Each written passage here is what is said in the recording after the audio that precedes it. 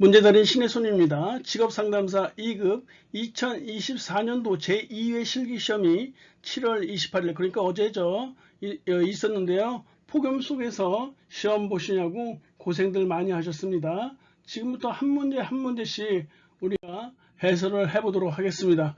1번에 보시면 던노벤 노사관계 시스템 이론에서 노사관계를 규제하는 세 가지 여건 나와 있는데 우리가 기시주라고 외웠었죠. 기술적 특성, 시장 또는 예산상의 제약, 세 번째 주체들의 세력관계에 해서 우리가 기시주 해서 6점으로 이렇게 외우시면 돼요. 2번 게슈탈트 상담 기법 중에서 세 가지라고 했는데 6가지 제시해놨으니까 세 가지 우리 전에도 나왔던 것이에요. 꿈작업, 빈의자 기법, 과장하기, 꿈, 빈과 이렇게 세 개 보시고 설명하시면 되겠네요. 3번 직업심리검사에서 측정의 기본 단위인 척도의 4가지 유형, 역시 여러 차례 나왔던 것인데요. 명서 등비라고 외웠었죠.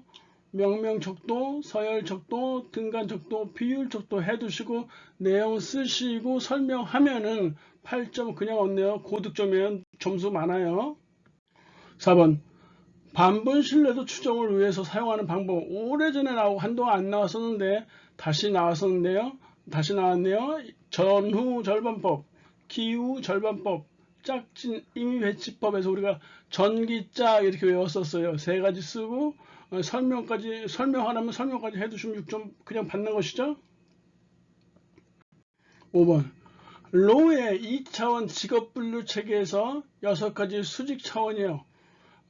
고급 전문관리, 중급 전문관리, 준전문관리, 그 다음에 숙련, 반숙련, 비숙련 이렇게 쓰시면 되겠죠. 그래서 쉽게 답을 낼 수 있어요.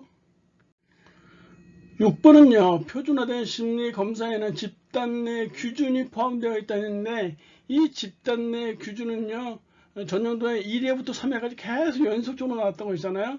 100표표라고 했었어요. 그래서 100분위 점수, 표준 점수, 표준 등급 이렇게 적으시고 답을 적으시면 되겠네요. 7번 슈퍼의 발달적 직업 상담 6단계 직업 상담 단계예요. 그래서 우리가 잘 보셔야 돼요. 그냥 발달 단계가 아니라 직업 상담 6단계예요. 슈퍼에. 그래서 문제 탐색 및 자아 개념, 심층적 탐색, 자아 수용 및 자아 통찰, 문심자 외워두시고 그 다음에 현실 감정, 태도와 감정의 탐색과 처리, 의사결정 단계에서 문심자 양과 현태의 군이 결혼한다. 어디에서 수포에서 이렇게 외우시라고 제가 여러 차례 말씀드릴 바 있어요. 역시 19년대 오래전에 나왔던 문제이기 때문에 기억을 못 하시는 분들이 있는데 5개년만 하면 충분히 할 수 있는 것이에요. 8번 한국표준직업분류에서 직업으로 보지 않는 활동이요. 22년도 2회차 나왔던 거 우리가 10가지 갖다 놨으니까 여기서 6개 자기가 외우기 편한 걸로 외워놓고 있으면 답 내는데 문제 없겠죠. 9번 규준 집단 표집 방법을 보면 확률 표집 방법과 비확률 표집 방법이 있는데 이 중에서 비확률 표집 방법 3가지를 쓰시오. 이게 신출 문제예요. 직업 상담사 문제에서는 어려운 문제가 다른 게 아니에요. 신출 문제가 나오면 그게 제일 어려운 거예요. 보도 듣도 못했던 것이니까요. 기출 위주로 공부하는 이 과목이기 때문에 신출 문제가 나오면 꼼짝할 수가 없어요. 여기서도 마찬가지로 비확률 표집 방법이라고 해서 신출 문제가 나왔는데 6점짜리로 이런 거는 뭐 과감하게 틀려주면 되는 것이죠. 어차피 우리는 60점 맞기 시험을 보는 것이에요. 100점 맞기 위한 것이 아니라. 그래서 여기 보시면 5개가 있는데 첫 번째 편의 표본 추출, 유의 표본 추출, 지원자, 눈덩이, 할당 표본 추출 이렇게 5개 중에서 3가지 쓰면 돼요. 칸이 넓으면 설명까지 해야 되고요. 그렇지 않으면 그냥 요 명칭만 쓰시면 되는 것이니까요. 10번 초기 면담 시에 상담자가 내담자에게 좋은 영향을 줄 수 있는 언어적 행동이라고 했어요. 우리 21년도 시험에서는 언어적 그리고 비언어적 행동 이렇게 나눠서 각각 3개씩 쓰는 거 6점짜리 나온 바 있었는데 여기서는 언어적 행동 4가지 4점으로 나와 있네요. 이렇게 내담자에게 명료하고 이해 가능한 언어를 사용하고 내담자의 기본적인 신호에 적절히 반응하면 뭐 유무로 사용한다든지 이런 것들이요. 이렇게 네 가지 쓰시면 돼요. 이 외에도 여러 가지 답이 여러 가지 나올 수 있으니까 이거는 적절하게 써내시면, 적당히 써내면 답을 낼 수 있는 것이에요. 11번 산업활동의 범위 그리고 통계 단위의 의미를 쓰죠. 이 통계 단위의 의미라는 것이 역시 신출문제로 나온 것이에요. 산업활동의 범위는 여러 차례 나왔던 것이에요. 그래서 이렇게 해놨고 통계 단위의 의미를 신출문제로 처리했네요. 산업활동의 범위는 영리적, 비영리적 활동이 모두 포함되지만 가정 내 가사활동은 제외된다 이렇게 하시면 되고, 통계 단위가 무엇이냐 근데 통계 단위는 생산 단위의 활동에 관한 통계 작성을 위해서 필요한 정보를 수집 또는 분석할 대상이 되는 관찰 단위를 통계 단위라고 해요. 그러니까 한마디로 말해서 통계 작성을 하기 위한 단위를 통계 단위라고 하는 것이에요. 대표적으로 사업체 단위와 기업체 단위 또는 기업 집단 단위 이런 것들이 있다고 했었죠. 1차 때 시험에서 나왔던 것이에요. 여하튼 그래서 답을 이렇게 내시면 된다는 얘기예요. 12번 윌리엄슨의 특성 요인 이론에서 검사의 해석 단계에서 사용되는 상당기법 세 가지 쓰고 설명하시오. 6종으로 제시되어 있는데요. 17년도에 나왔던 문제예요. 첫 번째가 직접 충고, 두 번째 설득, 세 번째 설명, 직충, 설득, 설명 이렇게 세 개 보시면 되고요. 역시 5개년 벗어났으면 이것도 그냥 틀려주셔도 돼요. 우리 지금 신춘문제 요번에 나온 거 다 틀린다고 하더라도 80점이 넘어요. 우리가 5개년에 있는 것만 해도. 그러니까 우리 합격하는 데는 전혀 지장이 없다는 것이죠. 윌리엄슨은 이 중에서 설명은 가장 중요하다고 했었죠.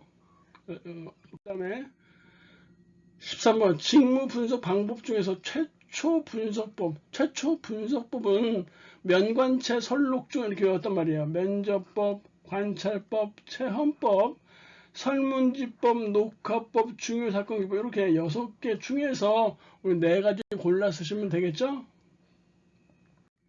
14번 체계적 둔감법의 의미와 표준 절차 단계 3단계 이렇게 쓰는 것이니까 체계적 둔감화의 의미 이렇게 요게 2점 될 거예요. 그 다음에 표준 절차 3단계는 설명을 그 칸수 역시 넓으면 써야 되고 칸수 넓지 않으면 그냥 제시어만 쓰시면 돼요.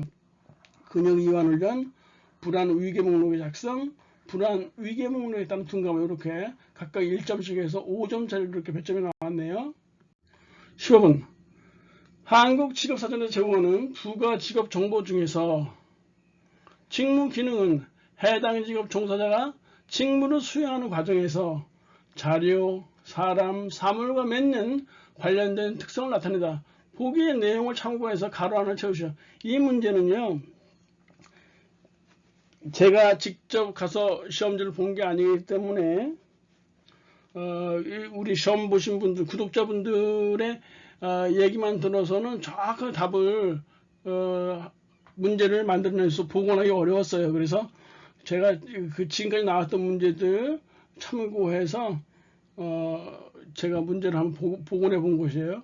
보기에 만약에 자료에 대해서 종합, 조정, 분석 이런 식으로 사람에 대해서 이렇게 다 이렇게 예시가 주어져 있고 자문, 협의, 교육함도 이렇게 주어져 있고 사물도 설치, 정밀 작업, 제어 조작 이런 것도 주어져 있단 말이에요. 그러니까 여기서 골라서 쓰라는 얘기예요. 첫 번째는 데이터의 분석에 기초해서 시간, 장소, 작업 순서, 활동 등을 결정하고 결정을 실행하거나 상황을 보고한다라는 것은 자료편에 있는 조정에 해당하는 내용이에요. 두 번째는 2번에 있는 것은 기록에 대한 내용이고 6번에 있는 내용, 기계 또는 재료를 가공, 조정, 이동할 수 있도록 공구 또는 특수장치를 사용한다. 어느 정도의 판단력이 요구된다라는 것은 바로 이 수동 조작에 대한 내용이란 말이에요. 골라서 이렇게 적어 놓으시면 돼요. 문제는 다른 방향으로 나왔다 하지만 결국 이런 식으로 이런 형태로 제시되었을 거란 얘기죠. 16. 집단 직업 상담의 장점을 5가지 쓰시오 했어요. 5점짜리요. 집단 직업 상담의 장점은요. 23년도에도 출제된 바 있었고 여러 차례 나온 바 있었어요. 장점과 단점이 세 가지 섞어서 나온 적도 있으니까 집단 직업 상담의 장점을 공부하신다면 단점까지 반드시 공부하셔야 된다라고 제가 말씀드린 바 있었네요. 17번 경기적 실업, 마찰적, 구조적 실업의 의미를 설명하시오. 경기적 실업은요, 한마디로 말해서 불경기 때 발생하는 것이에요. 그래서 불경기 때 발생하는 대표적인 수요 부족 실업이다 이런 거 때문에 대책으로는 총수요 또는 유효수요를 증대시켜야 된다라는 거 넣어주시면 좋겠죠. 두 번째 마찰적 실업이라는 것은요, 신규 또는 전직자가 직업을 찾는 과정에서 직업 정보 부족으로 인해서 일시적으로 발생하는 비수요 부족 실업이에요. 때문에 고용 실태 및 전망에 관한 자료 등을 제공한다. 구조적 실업이라는 것은 경제구조 자체의 변화 또는 지역 간 노동력 수급의 불균형 때문에 발생하는 비수요 부족 실업이고 비자발적이고 장기적 실업이기 때문에 근로자의 전직 관련한 직업 훈련 등이 필요한 실업이다. 이렇게 쓰시면 될 것 같아요. 18번 실존주의 철학에서의 인간에 대한 가정 4가지를 쓰시오. 4점짜리로 나와 있는데 이거 신출로 제가 처리를 했는데요. 우리 그전에 했던 거 실존주의 철학자들의 궁극적인 관심사 그걸 변형해서 써도 돼요. 거기서 나오는데 여하튼 잘 생각한다면 그거 자삼죽진을 변형시켜서 써도 되고요. 이런 거죠. 뭐 인간은 자유와 책임을 갖는다. 인간은 언젠가는 죽는다는 것을 아는 유일한 존재다. 인간은 완성을 향해 나아가는 존재이며 인간은 과거에서 벗어나서 자신을 초월할 수 있는 능력을 가진 존재. 이렇게 그래서 우리 실존주의 철학자들의 궁극적인 관심사 자삼죽진을 살짝 변형시켜서 써도 된다라는 것이에요. 이렇게 해서 18문제가 출제됐는데요. 저 보시면은 신출 문제 6점짜리가 2문제 나왔고요. 그 다음에 2점짜리 아까 통계 단위 나왔었죠. 그 다음에 지금 이거 4점짜리 이렇게 나와서 총 18점 정도, 그냥 냉정하게 얘기해서 18점은 그냥 신출이라고 생각한다면 우리 적어도 82점은 맞고 합격할 수 있는 것이에요. 요번에 문제 복원에는 그래도 많은 구독자분들과 카페 회원분들께서 도움을 주셔서 제 문제 복원을 좀 편하게 할 수 있어요. 멸청김밥님이나 건담맘님 그리고 미영님 등 여러 회원들이나 구독자분들에게 감사의 말씀을 전해드립니다. 모든 분들 합격하시고 이번 회차에 합격하지 못하셨다면 다음 회차에 합격할 수 있으니까요. 중요한 것은요. 공부는 내가 하는 거지만 출제는 내가 출제하는 게 아니에요. 그러니까 내 입맛에 맞춰갖고 공부를 하시면 안 되고요. 그냥 기출 5개년만큼은 철저하게 한다 이렇게 생각하시면 돼요. 기출 5개년을 상당히 시험 범위를 줄여놓은 건데 거기서 본인이 또 줄이면 안 된단 말이에요. 아무튼 시험 보시느라 고생 많으셨어요. 일단은 당분간은 좀 푹 쉬시면 좋겠습니다. 감사합니다.